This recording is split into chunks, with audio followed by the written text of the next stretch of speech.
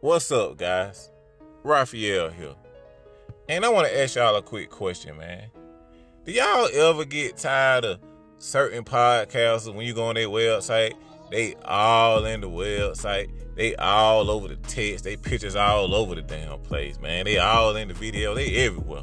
You can't, it look like a big old selfie. Just a page full of selfies. If so, come to Can You Blame Me podcast, man. We here. Because I don't need y'all to look at my cute face, man. I need y'all to click on my links. Man, look, Can You Blame Me podcast now have access to the latest merch, email listing, podcast guest forums, and news updates and everything that's anything about Can You Blame Me podcast. CYBMpodcast.com, bro. We here now. It ain't just a podcast, it's a brand. What are you waiting for, man? Hurry up and click that link, man. Go do it now, man. Tell them I sent you, though. Yes, sir. We gone.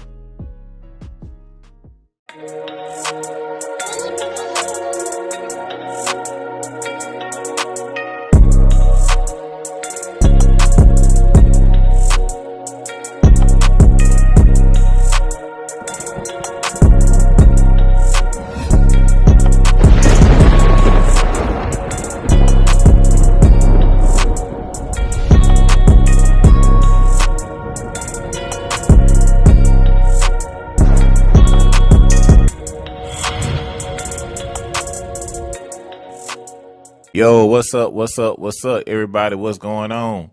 Welcome to another episode of the Can You Blame Me podcast. I am your host, Raphael. And just in case y'all first time listeners, Can You Blame Me podcast is a podcast we speak on hip-hop culture, social issues, everyday life challenges, and I even have friends and family on the show, man. And today, I got a special guest with me. I got Atlanta's own, homegrown Atlanta's own. She grew here, and she flew away from here. Indeed. But the New to Normal podcast creator and CEO, founder, the one and only. Talk to them folk, man. What's up? What's going on, everybody? This is Riri from the New Normal. How y'all doing today? Yeah, I ain't want to say Riri. I know he wanted to call me Ree. Remember that? Can I just call you Ree? I'm like, my name was Aretha. Then I meant Riri. Now you want Ree? What's up, Ree, man? What's going on with you? How you doing? Man, everything good, man. Everything good. And just in case y'all not familiar with the New to Normal podcast, right? Ain't that it? It's New Normal. The New Normal. I said New to Normal. Just in case y'all ain't familiar with the New Normal podcast, y'all make sure y'all follow her, man. Follow them, man. They be having some real good content. Did you watch something last night? Yeah, I did. I watched a couple of, you know what I'm saying? Yeah, you be having some quality content, but we're gonna get into all that, you know. Okay. So, today we gonna talk about old Atlanta versus new Atlanta, with her being from the city. When we talked about this before, when we kind of had our little meeting or whatever, and I was like, oh man, yeah, she know a lot, you know what I'm saying? Mm-hmm. So it's like, from your perspective, well, first give people a little background about you. Okay, what's up? So my name is Aretha. Like I said, Riri. I have a couple of businesses. I have Von Renee LLC, which I do Airbnbs, rentals for people who come in town and things like that. I don't do local. And I also have Von Renee Cosmetics. And right now I'm working on an apparel line. With Von Renee LLC, the New Normal is going to have an apparel line coming up. And then my son has a line called Born Hustlers. So we're going to be putting it out in May. So look out for that. And I'm also doing events and stuff too. I just did an event this past April called April Fool's Blues with my girl Nisha. And she has another one coming up June 27th. I'm going to do that. And then I have one for my birthday in August. Hey! Happy birthday. Happy birthday. Hey, happy birthday. Happy birthday. Hey, yeah, man. Shout out to Blue. Her name is Blue what? No, her name is Nisha. Nisha. Yeah, she had April Fool's Blues. She does events and stuff. April Fool Blues. Yeah, she's from the Kennesaw, Austell area. She's so dope. What's up, Nisha? And her tag is Pretty Face Little Waist on Instagram. She's dope. Follow her, y'all. Follow her, man. Absolutely. That's what's up. That's what's up, man. So what side? What you say? You from the city? You from Atlanta, man? Yeah. Born and raised, Grady, baby. That's right. Zone 3. Zone 3. Oh man. Okay. However, my dad did move us to the suburbs when I turned 9. Oh, okay. So you what you from? So you moved to what? Jonesboro, when it was just trees. It wasn't like it was now. I mean, we didn't have trees. And a fun fact, y'all remember skinheads and stuff? Yeah. We was the only black people in our neighborhood. They killed my cat. They did. They did. They took it on the top of the roof, threw it off the roof, and they ran over it. The skinheads killed your cat. Yeah, they did. Won't y'all skinheads try it now? Yeah. Yeah, Try it now. yeah. R.I.P. cat, Yeah, man. like Long 80, live. What was the cat name? Boss. Long live Boss, man. Y'all lame as It hell really for that, hurt. bro. Yeah, it really hurt. For real, man. That what's up though. Yeah. But yeah, so like, what have you noticed? That kind of stuck out to you between the then and now, man. And do you like the new normal? Do you like the new Atlanta or the old Atlanta? Of course, I like the old Atlanta. Right now, it's really hard to even meet anybody from Atlanta that's from here, born, because we have a lot of transplants and people from everywhere. However, we welcome the new people here. But it's just that I feel like we were more laid back, cool. We like to have fun. You know what I'm saying? We like, we used to chill and stuff. And now it's like so many different people here that came down here because of the industry that's here. We have music. We're number one. You know what I'm saying? We have film. So everybody came here to be somebody or whatever. But in the midst of that, a lot of changes happening. We talked about it starting in 2005. Get on the rundown real quick. Yeah. This is a history lesson. So we teach history on the Can You Blame Me podcast too. Get on the history lesson. A lot of people don't know this. Yeah, a lot of people don't know this. So in 2005, unfortunately, Katrina happened in Louisiana and New Orleans and displaced a lot of people. So when it displaced a lot of people came to Atlanta, a lot of people went to Texas, and a lot of people went elsewhere. But we got a lot of people here. And not only that it changed, our crime changed. Our crime went up, you know what I'm saying, or whatever. I mean, it was just like an influx of people. And then it wasn't even welcoming. It was like they didn't want to be here and not understand they're displaced from their place, from where they're from or whatever. But it was just really weird in the beginning because everything changed as far as even the crimes. Like it was home invasions. We didn't do that. We didn't do home invasions and like that. And if we had problems with people, it'd be like people we knew. There's not no randoms or whatever. Everything was, if anybody had conflict prior to that, it was with people they already knew. It wasn't new people. We didn't have carjackings. We didn't have any of that. Like we were just cool, like I'm saying. Like so, a lot of things changed in me immediately. You know what I'm saying? Yeah. Whatever. And then the areas they put them in. Now speaking of the suburb, that's when you notice between that and the bus lines. That's when you start noticing a change in the surrounding metro areas like the Claytons and the Riverdales and the Jonesboroughs and all that. That's when you start noticing that type of stuff. I was gonna say something about that too, because I remember I stayed in like a Jonesboro, like I said, they kept talking about for years we was gonna get buses, but they was like, no, we ain't got no buses out here. You know what I'm saying? We eventually got C-Tram. Yes, I'm saying we eventually got it, but it took a long time because they knew what was gonna bring. Be honest with you, the area that I lived in at that time was predominantly white. So it started to change, I'm going to say around 99, 2000. Yeah, that's a fact. Yeah, 99, 2000. That's a fact. It started changing and stuff or whatever, and they introduced the C-Tran. It was only in certain areas at first. Yeah, that's true. And then they expanded, you know what I'm saying? Because a lot of people, they wasn't coming out there because they had to have a car. Right. But we already knew that was going to open up. Yeah. Once they got in a bus. Hell yeah. And they opened up everything. Yeah. Everything. Because you got Cleveland Ave, like the south side was right. It's like that's that connector, you know what I'm saying? So anybody like from the south side of Atlanta, like that's their gate, that's their bridge to Not only that, like College Park, you already know that. Oh yeah, like College Park, Riverdale Road, all yeah. that stuff. Like you already know that's what Old National, all them stuff is separated in the streets. Old National, 314, which is like goes to Fayetteville, and 138, and 138, all that stuff. 139, yep. Things change immediately. Things did change, man. And what have you noticed about Well, hold on. I'm gonna respond to what you said. So yeah, that's a fun fact. You did say like a lot of people don't know when they look at Clayton County, which is that area. That's where I'm from originally too. I am too. Yeah. The part I'm from is I was born in like the south side, the college. I was born in College Park, but I was born in like the West Fayetteville Road side over there by G-Way, North Clayton. You know what I'm saying? Yeah. So but when I was raised with my mom, she moved all over Old National though. Like half the places I probably name, a lot of people probably really won't know. But like Highway. Like one neighborhood you might know of now is probably Stonebrook Apartments. That's right across the street off of Norman Drive from North Clayton. Other than that, like I stayed out there. That's so funny. You stayed in Stonebrook? Yeah, many moons ago. And they stole my mama Monte Carlo. She got the hell on. She got the hell on. I mean, and to be honest with you, as far as Clayton County, nobody wanted to mess with North Clayton. They already knew what it was. Like, yeah. It'd be kind of tough. Uh-huh. You know yeah. Like I went to kindergarten with Jill Northcutt, and then like that's when I probably say when I was like 12, that's when we moved to Riverdale. And this is the point I'm making. Riverdale was the suburbs when I moved there. You know what I mean? Like a lot of people don't want to. I don't know if they don't want to admit to it. They too. It was predominantly that shit. Well, yeah, that's why she moved, bro. Like, how the hell you gonna move from the hood to another hood? Not only saying that because a lot of people from the airport that work because the airport is nearby. So yeah, the airport right flight attendants lived out on Garden Walk. We already Garden Walk, yeah. You know what I'm saying? They had Premier Gardens. It used to be I forgot the name of it. They had pools in every building. You know what I'm saying? So it was real nice. It was. And then we already know what happens to nice things. Yeah. Yeah. You know, so it's like some of that situation, that all the activity that you were talking about from the hurricane and from the transition over, it started kind of trickling down to the suburbs or whatever. And then I probably say, like you said, around 99, because like, you know what I'm saying, I'm an 02 baby. I started in 02.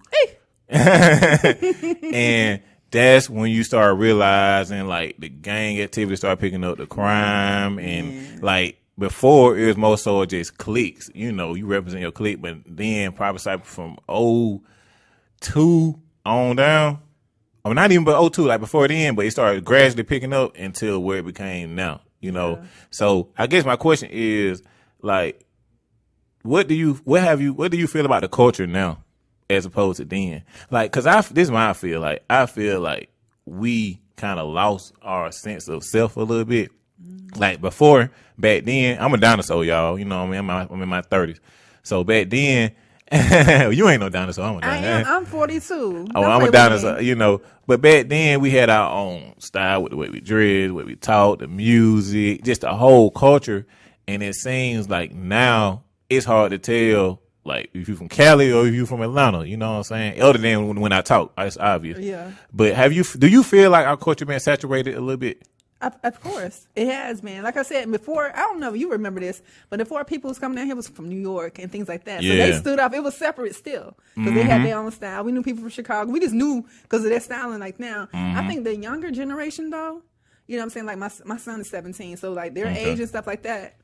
It's more, they're more open to everything now. Like more so as we was ourselves. Like he don't even understand. I be trying to tell him, I said, we had, the guys back then had a low waist, they had their own clean cut polo. Yeah. It was everything like, you know, and then there are people who had a different style. It was just still, we knew it was from Georgia. We knew it was from Atlanta or wherever. Right now, like you said, we don't know what's going on. Everybody's a move here and so many transplants that I think, I mean, which is cool, but respect the culture here initially. You know what I'm saying? Don't just move here and just like, y'all, you know, remember back in the day, you used to think it was country and all that stuff like that. Right. Now they come down here to get some of what we got.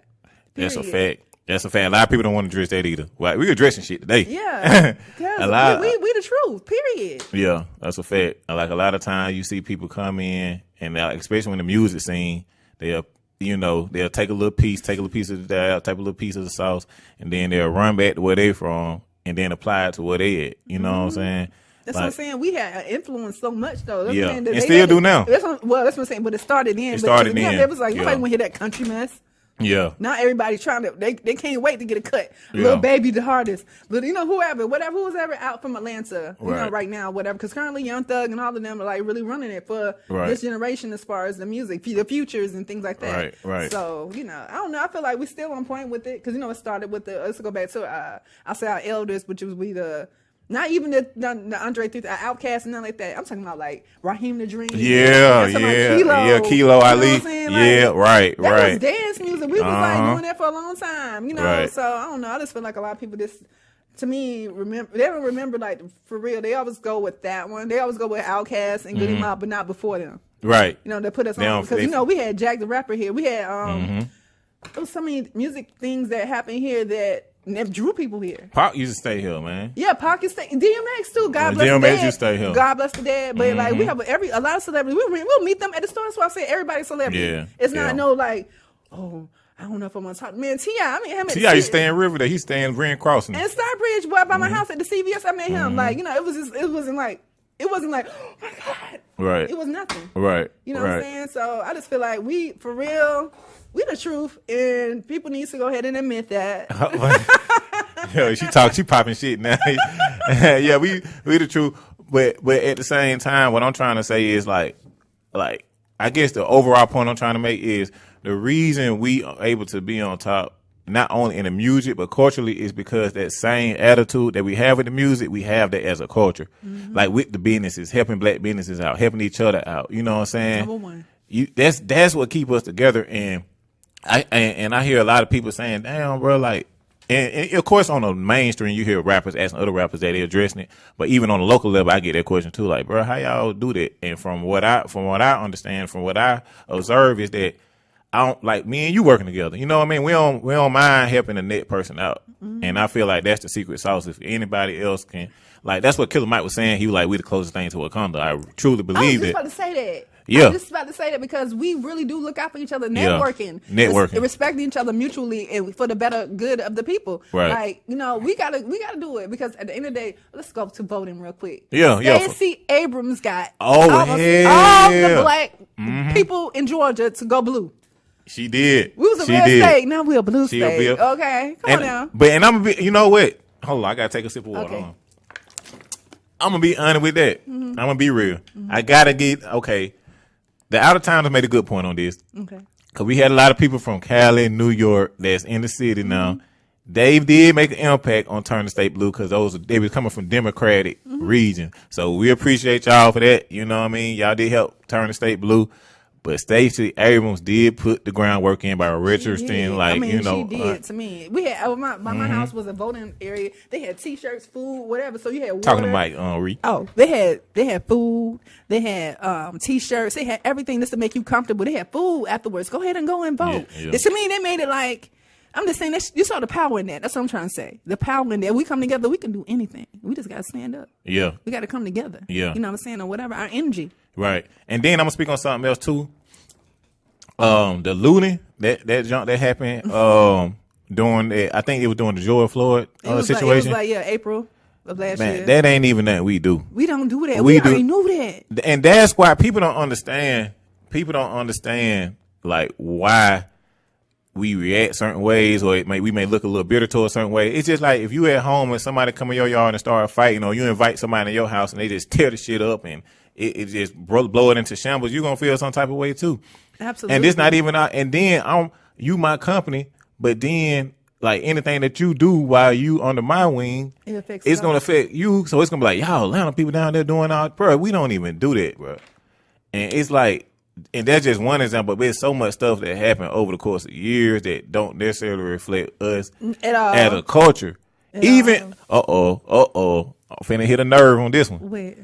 Even with the homosexuality. Okay, well, I'm going to say this about the homosexuality, because, San Francisco was number one at first. And then everybody. I was about to say that. That's a fact. That's just a fact. But I think the fact that we wasn't judgmental, we was welcoming to people. They came down here and they found a home. However, you know what I'm saying? We was always, to me, we love everybody. Right. You know what I'm saying? Right. Point blank, period. Right. But it was an influx of people, like, you know what I'm saying, or whatever. And then everybody kept saying, if you're in Atlanta, you gay. No, it wasn't even that, because if they look around the other states, I'm saying, I done been in Mississippi and went to the mall and thinking like, what? Mm-hmm. You know what I'm saying? So don't just put it on Atlanta. It's just culturally, people choosing to do things they want to do. That's their business. But a lot of times it got put on Atlanta so harsh. Right. Like, they wouldn't want to come here talking, I don't want to do that or whatever. Now, I was like, at the end of the day, it don't even matter, because that's what, to me, that was just the sign of the times. It's just that they came here first, because I think because we love everybody. Right. And we wasn't like bashing them. We wasn't fighting them and stuff. Because people, I used to work for Mac Cosmetics as a makeup artist, and I had guys come from DC and stuff. They was getting jumped and beat up in DC. You know what I'm saying? So a lot of times, like, I was a hairstylist for teens, had a salon. A lot of times they wasn't accepted where they was. Right. So when they came to a place that they were accepted, everybody gonna come. It's just like anything. Like, it's like I'm gonna say the immigrants. Everybody, they'll come. They're like, we got a place we can live comfortably. Exactly. That nobody is. We don't put that judgmental glass or like glasses on or whatever. We let you be you. Right. As long as you don't hurt nobody, as long as you respect everybody, it's cool. So I just feel like that they kept saying, like, if you come to Atlanta, you're gonna be gay, you're gonna turn down. No, whatever. If it's not on you, it's in you. So if it's gonna happen because you choose to do it, not because you came to Atlanta. But not only that. The reason I said it was because it kind of go back to what you were saying. Like, a lot of people here are not even from here. Mm-mm. And a lot of those people from, the gay other sides, you know, from Cali and San Francisco. They New came, York, DC, Louisiana. all over. They came here. And it's like, why are we taking shots for everybody else's bullets? You know what I'm saying? To me, but you already, I'm not cut you off. I'm sorry. Yeah, no, go ahead. You know, when you on top, you're going to take it anyway. I think that's what it is. It is what it is. They're going to have to find fault in something or whatever. Somebody got to take the blame. Somebody got to fall. Right. So, and like I said, I didn't say that to be judgmental. I'm saying that, but y'all got to look at the That's other. That's a fact. You did. And I just want people to see the other side of it. You know, it's like when I go out of town, how it feels for me to go out and tell people, you got to think about it. I'm born and raised. So back in the 90s, the late 90s, early 2000s, I tell somebody I'm from Atlanta, oh man, y'all from Atlanta. I love it down there. Nowadays, I go out of town. Where you from, Atlanta? Oh, he's from Atlanta. I don't know about you. Like, come on, bro. It's just like, just give us a fair shot. That's all I'm saying. I ain't just speaking for me. I'm speaking for a whole straight community. I'm going to say something straight up. I done been to almost every state, and I'm telling you, they got one on us. They might not be talking about it. Like I told you, like I had went to Mississippi. I'm like, Mississippi? I went to Mississippi, went to the mall because my friend he came back from Afghanistan. His wife threw him a party. So when I went there, I mean, I'm saying a lot of people were gay and black. You know what I'm saying, or whatever. Then I went to Ohio. The same thing. It's like it's in every state. I think that the highlight is going to be on us because we're great in everything we do. Right. So of course, music. Right. Is, you know, we have a big music community here. We have fashion here. We have everything here. For Atlanta to be small, because people don't realize it's smaller than what it appears. Oh, it's very small. It's very small. It's easy for somebody to know somebody to know somebody know somebody. You know what I'm saying? Like, oh, you know him too. Oh, what's up? Yeah. So I'm saying, I think that part that it's being so small and then being a big spotlight on it, it's gonna, you know, they're gonna say Atlanta, but no, like he said, most people from Atlanta, to be honest with you, we not gay. Right. The ones that really from here, we not, gay. you know. And like I said, I got friends, family that, and I hate to sound like that person, my best friend. I hate to be that person, but it's a fact. So it My ain't. best friend's black. Yeah, right. But I just had to touch on that, like real quick. This is like an Atlanta episode because you know I don't really have too many opportunities to talk to somebody that's really homegrown. So these type of moments is special to me. And another thing I want to touch on is the how you feel about the traffic now. That's another. So I proposed a bill. I'm gonna write the governor. I'm gonna propose a bill. What you gonna say in it? Okay, so Can't right get no now, more lanes. so look, check it out. This is my proposal right here. So, you know, we under CDC guideline. We under the COVID pandemic right now, even though we ain't really abiding by it, but because it don't exist. Yep, that's. I'm gonna stay on topic though, but yeah, that's a whole nother. But check this out. So you know how like some stores have restrictions to where they have a certain capacity amount and everybody else got to wait outside? We need to incorporate that with Atlanta. Like once we get to a certain amount of people, man. Yeah, we close. Yeah, we close. When y'all get to the state line or the city line, like, hey, bro, we close. Y'all got to wait till 1,500 people leave and y'all submit y'all application then. Exactly. I agree. We are full to capacity. Yes, I second so it. Anybody else inquiring about moving, Houston is on the rise. Houston, Memphis, Dallas is on the rise. North Carolina, Memphis, yeah, North Carolina. Oh, Charlotte. Don't forget about Charlotte. They are on the rise, y'all. So look, man, we full, y'all. You know, and I just want to get that out, man. I want you to share. Agree. How has that impacted you, man? First of all, I absolutely hate it. Okay. Being in traffic for 1 to 2 hours just to get to work, to get somewhere, and then you have to woo-saw me in the car or whatever, and thinking about like, I mean, it's just to me, it's uncomfortable because people just sitting there. Because first of all, a lot of people don't know how to drive. That's one. Certain lanes we close for no reason. People don't be paying attention to people on drugs or whatever they on, texting, whatever they doing. It's just too much going on. Like he said, it needs to be. They need to have permits or maybe a waiting list or something like that because we are closed. Absolutely. Yeah. I'm sorry. I mean, I know it seems fun because I seen, oh my God, I be watching YouTube, right? Some influencers moving to Atlanta. I be like, no. I'm like, no. You was just in LA. Why you ain't stay in LA? But you know what it is though. Cost of living. But it's going up. But it's going up. That's what I'm saying. The secret is out. The secret is out. It's going all the way up. It's going all the way up, man. The prices is going up. And, you know, pretty soon this is going to be real. It already is Black Hollywood, but we ain't trying to make the price list like, you know. Listen, I live on the south side, which you would think it was a little bit more, like, you know, okay, it's a little. No, it's not. Okay, because I got a 3-bedroom. I'm paying $1,400. Ooh. Ooh. Okay. Now, so to some, that might not be like. They saying that. Yeah. They saying it, especially now because you don't even unless you're an entrepreneur and you're making money daily, you know how to get it. Yeah. A lot of jobs are not around right now because of COVID-19 or whatever. A lot of people, if you have a 2-income household, yeah, maybe. That's true. You know what I'm saying? I'm in a one household income, and I'd be like, damn. Yeah, it get kind of rough sometimes. So I'm just saying, like, y'all think about that and think about like lights ain't cheap either. You know what I'm saying? Everything is really, really high. And unfortunately, people don't understand that if you want to come here and visit, that's fine. You can stay up 3 days, 4 days. But as far as living here. Yeah, it's other places, man. Get land and all that good and stuff. not only that, y'all coming here and y'all starting stuff. Like, oh my God, last year, it was a lot of people moved here last year. They said 2020, COVID-19, it didn't stop people from moving here. Right. And they ain't coming to visit, and there was a lot of violence. Like, not to piggyback on that, but our violence has it changed. It's just crazy to me. Like, I'm very scared. Not even talking about police killing people, because police are killing people. Do you know it's 365 days of the year? Only 18 days out of last year did police didn't kill nobody. Oh, really? Yes. Only 18 days out of the whole year did police did not kill somebody. Like, that's disturbing to me. Yeah. But it's more disturbing when we're killing, our people and stuff like that or whatever. So I'm just saying, and then coming down here and things that happen. I know people got mad at T.I. for talking about it. But, he was making a fact. They just got mad because he always talking about it. I think, because I ain't gonna lie, I kind of agree with him. I felt like he could have said it a better way. Yeah, it's the way he said it. It was. In the timing of it, because R.I.P. King Von, I'm actually, I was a late fan of his music, but I was a fan of his music. But I think he really just took out his frustration on everybody that was kind of bringing their problems here, or that, might have came in time for a weekend or had their situations going on. It just so happened, I guess that was when the shit hit the fan for him, and he just spoke on that. Because we got tired of hearing stuff like that. Like, damn. We got tired of it happening. T 2 Chainz. He's like, man, we don't do that. Yeah, we don't do that. We don't do that. Take that outside.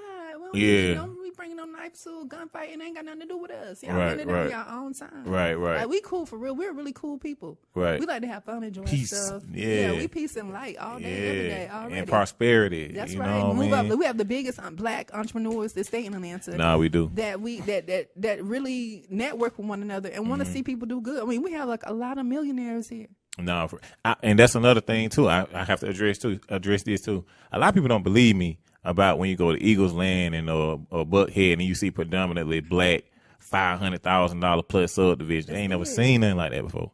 But I go in these neighborhoods and I'm surprised if I see a white person.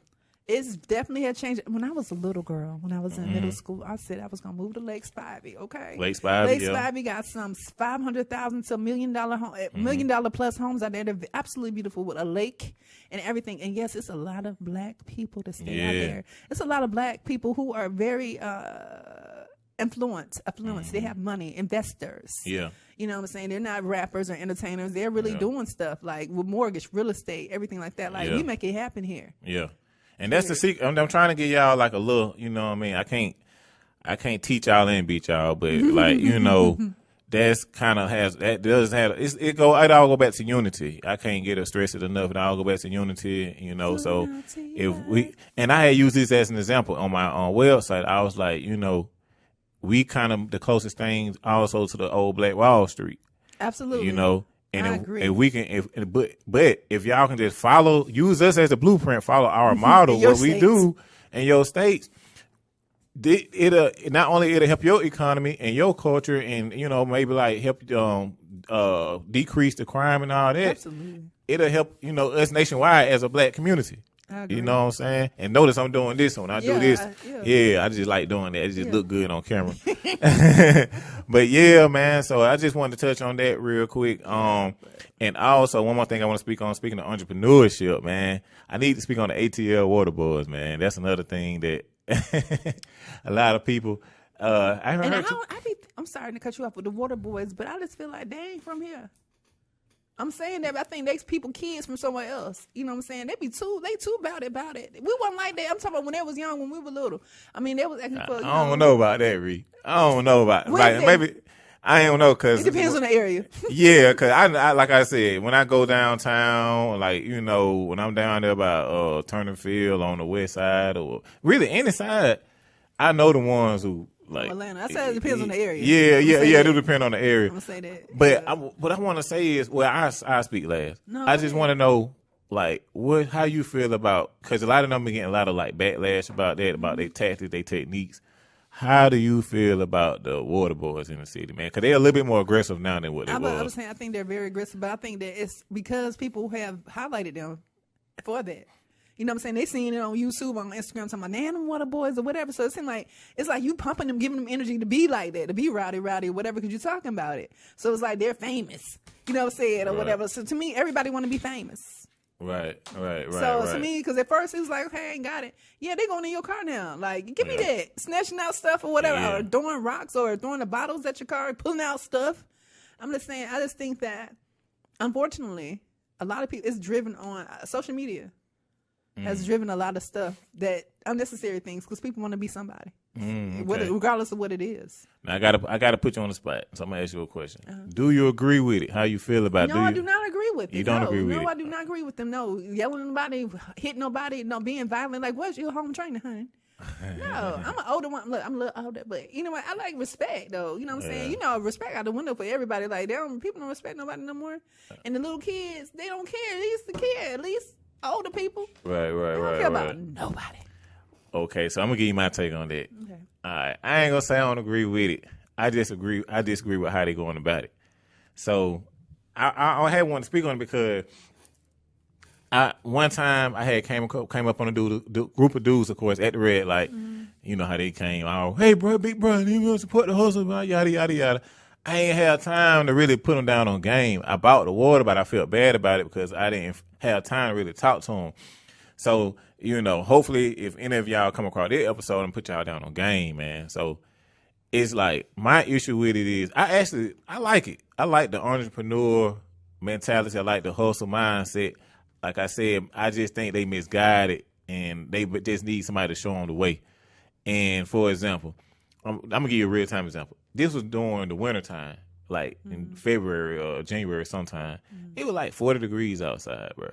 They even out close to me and like, hey, bro, get some water. I'm like, bro, what the hell? I look like I need some water. I need some coffee. You know what I'm saying? Some hot chocolate. Some hot chocolate pack. But that's a real thing. It's like, bro, you got to, like, the key is you got to find a niche, like a market, an open market. If it's it's supply and demand. If it's a need for that market, and you see you got 1,000 people, 10 people on the same block selling water, bro, switch your hustle up. Sell, like, find a area or something that can complement the water. Maybe some cups, or you know, or even if, like I said, if it's like some packs of hot chocolate, because you oversaturating it, and then on top of that, your technique. You know what I'm saying? So you got to work on your technique on top of that. And I feel like, you know, they got the wrong idea, just the wrong strategy, man. And that's my biggest thing. It's just the everybody trying to sell water at the same time. I have a question. Yeah. So you think talking to these little kids, and giving them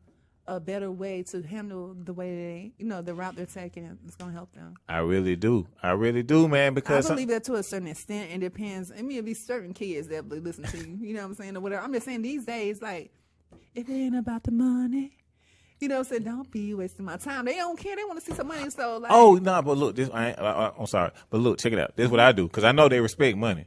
So I pay them.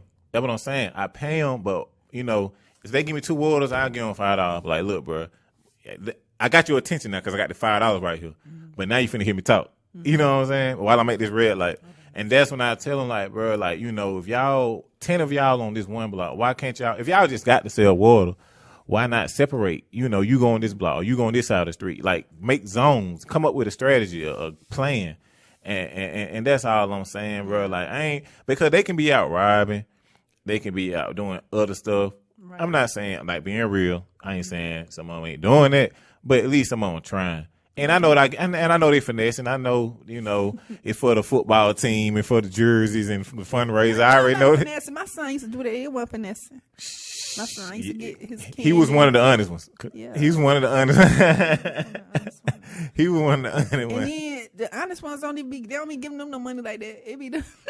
Right. It'd be the dishonest ones get all the money. Like, y'all see this money I got? Yeah.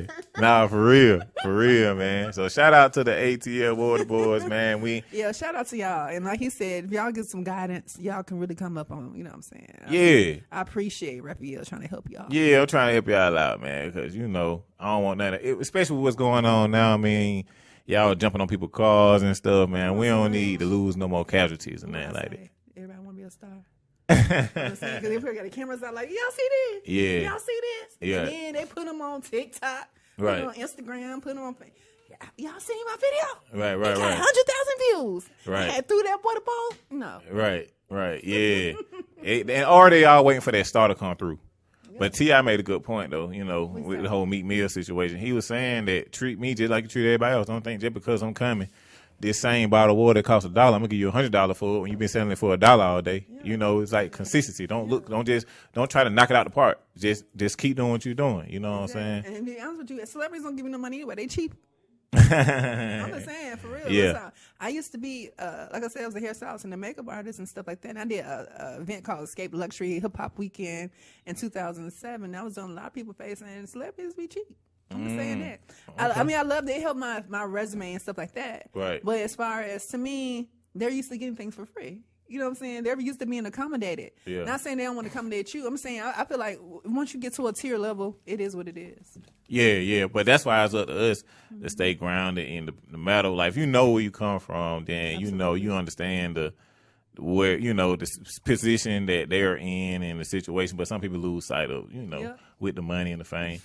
But I want to speak on one more thing before you get up out of here. I want to speak on one more thing, man, because we did speak on Atlanta. Like, what about the dating in it? Because you touched on this. And I know you're a young lady, so I'm about to go. Have you noticed a difference in dating now and then, or how has that seem? Well, okay, so I was married for 10 years, and I got divorced in December 2019. Oh, you fresh out the hood. Yeah, so, but I started dating, though. It's different. I mean, I think because the men in Atlanta have a lot of more options. It's like probably 25 to one man. Yeah, it is a lot. Even though the women options don't mean nothing, because you got some solid women in there. But the women are to me have been. I don't know. I don't feel like back when I was dating prior to marriage, it was like certain things you wouldn't do, certain things you wouldn't take, or whatever. These dudes got options. I got options. I feel like so it's hard. Because if you ain't doing something, okay, then, they got somebody else going to do it. You know what I'm saying? And then, so I feel like, I probably have to get me a dude in another state and have him just transport here or something.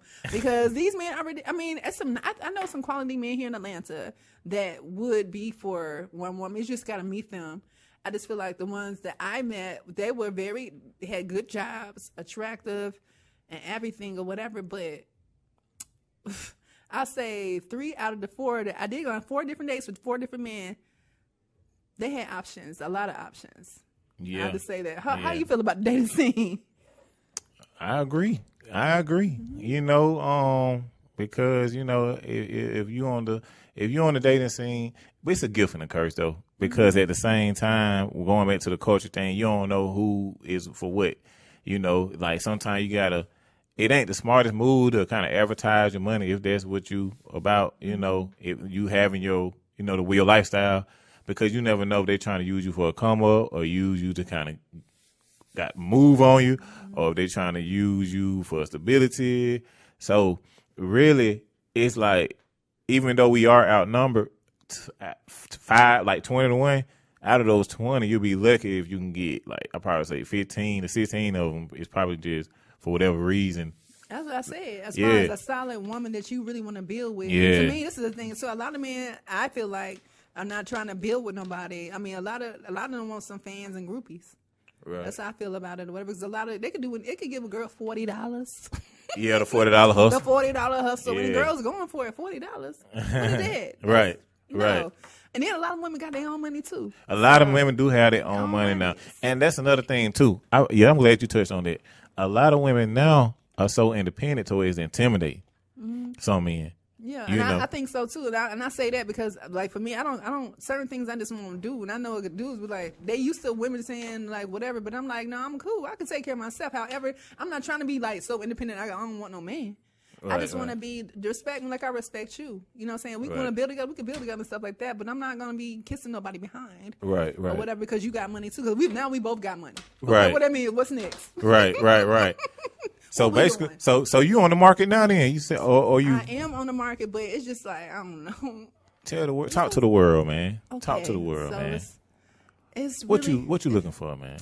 I'm looking for someone I'm looking for a partner, a business partner, actually, because after the love and all that stuff, like what we doing here?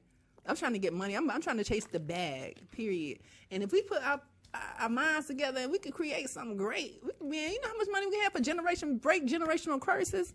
Because I'm not about the sex. The sex is good and everything or whatever, but it's beyond that.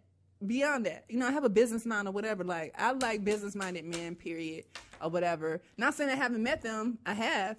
However, you know, when you first meet somebody, people got situations, which is normal when you first meet them or whatever. And then it's up to you to want to, you know, put that to the side of what y'all trying to do. But I don't know. So until I meet somebody that's on my mind, on my page or whatever, I'm cool in it. I'm just going to focus on my businesses. And I feel like likes attract like. So when you focus on your business, you'll meet somebody that not even trying. That's real. You know what I'm saying? That's real. That's real. Well, Ree, man, it's been fun, man. We finna wrap this thing up. It was fun for me too. New Normal podcast, y'all. Make sure y'all check her out, man. You know, full of personality. Before we get up out of here, tell these folks how they can reach you. You guys can reach me on Instagram at new_normal2 podcast. I have a YouTube, the same, new_podcast too. And also, you can get me on Anchor, Spotify, iHeartRadio. I'm on all of those different streaming sites. And, you know, I'm probably going to do my own thing in a minute as far as the studio. I want to come here first to see how it was, or whatever, to see if I want to be in, because I got like a little setup in my house. But I think I'm gonna come with something like this or whatever. I like that. I enjoy myself. No, for sure. We glad we enjoyed you too, man. Y'all give it a hand, give a hand clap for New Norm. Ain't nobody out here but us. But hey, man, we gonna clap it up. Clap. You making me look crazy? Yeah. Woo. Yeah. Woo. Y'all know what I'm saying? Come to the stage. New Normal podcast, man. Hey, what was that song you had played, man? There was a song you was like something. Oh, I can't say that. Was it Megan the Good? Megan the Stallion? Yeah. Oh, that you. She was freestyling. Oh, I thought that was your song. No. Oh, okay. You were rapping. You got on getting it, but that was Megan. That's her. She's Tina Snow. Tina Snow be getting it. Okay. Yeah, she has alter ego. Tina Snow is a pimp. That's her Pimp C. Oh. She like Pimp C. She's like the Pimp C of the. Like, I don't like Megan Thee Stallion. I like her Tina Snow. So, that's what I got to look into that then, because I ain't know. Yeah. Shout out to Tina Snow, a.k.a. Megan, man, for sure. On that note, man, we finna get up out of here, y'all. Can You Blame Me podcast? Oh, y'all, cybmpodcast.com. I got to start plugging my website, y'all. The website is now available. You can come get your merch, the latest updates, episodes, YouTube, get some marital counseling, any and everything you need. It's a one-stop shop, man. cybmpodcast.com, man. If we don't have it, we're going to make sure we get it for you. cybmpodcast.com. It's not just a podcast. We a brand, y'all. We go. Yes, indeed, man. That was fun.